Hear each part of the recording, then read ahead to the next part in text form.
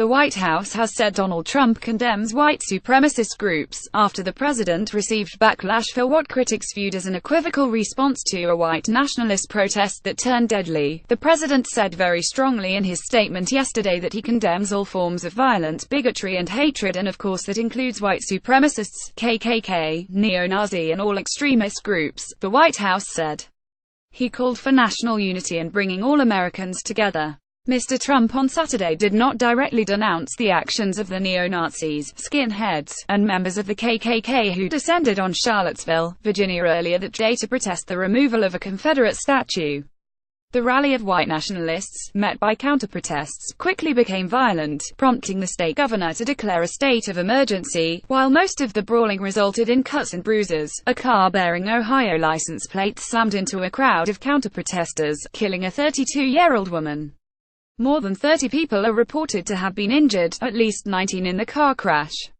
James Fields, 20, who was driving the car, has been charged with second-degree murder. Additionally, 2 Virginia state troopers en route to the scene were killed when the helicopter crashed, according to NPR. Speaking from a stage at his golf club in New Jersey, President Trump on Saturday decried violence on all sides rather than explicitly taking aim at far-right extremists, some of whom are his supporters. "We condemn in the strongest possible terms this egregious display of hatred, bigotry and violence on many sides," he said. On many sides. Neo-Nazis applauded Mr. Trump's first response to the violent clashes, saying that it was really good that the president did not condemn them. The founder of Daily Stormer, an American neo-Nazi and white supremacist site which considers itself to be part of the alt-right movement, hailed the fact that Mr. Trump outright refused to disavow the gathering of white supremacists. "People saying he cooked the shills and kikes," said the site's editor Andrew Anglin. "He did the opposite of cook. He refused to even mention anything to do with us. When reporters were screaming at him about white nationalism, he just walked out of the room." Both Republican and Democratic members of Congress were critical of Mr. Trump's tepid condemnation on Saturday of the violence in Virginia, viewing his comments as muted and equivocal. "Mr. President, we must call evil by its name," said Republican Senator Cory Gardner, chairman of the National Republican Senatorial Committee. "These were white supremacists and this was domestic terrorism." Senator Orrin Hatch wrote that his brother didn't give his life fighting Hitler for Nazi ideas to go unchallenged here at home. Meanwhile, some Democrats suggested that Mr. Trump was unwilling to alienate the racist segment of his voter base. The alt-right, a name given to the group that has rejected mainstream conservatism in favor of white nationalism, drew considerable controversy during Mr. Trump's bid for the White House.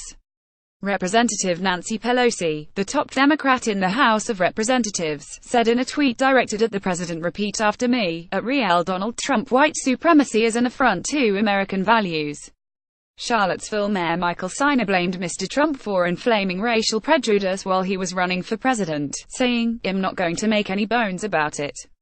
I place the blame for a lot of what you're seeing in America today right at the doorstep of the White House and the people around the president."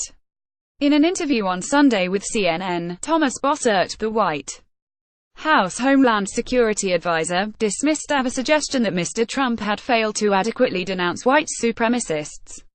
Mr. Bossert praised the first statement the president made, saying that Mr. Trump had appropriately criticized an event that turned into an unacceptable level of violence at all levels.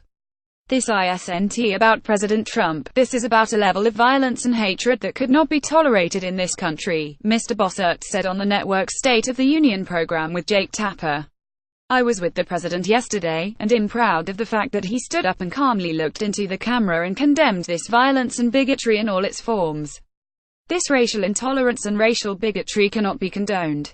Mr. Tapper responded by citing a white nationalist website that said Mr. Trump's remarks were really good. He then asked Mr. Bossert, "Are you at least willing to concede that the president was not clear enough in condemning white supremacy?" Mr. Bossert replied that Mr. Trump didn't dignify the names of these groups of people, but rather address the fundamental issue. On Sunday morning, Ivanka Trump, a senior advisor to her father, used Twitter to denounce the violence in Charlottesville. "There should be no place in society for racism, white supremacy and neo-Nazis," she wrote. Reuse content.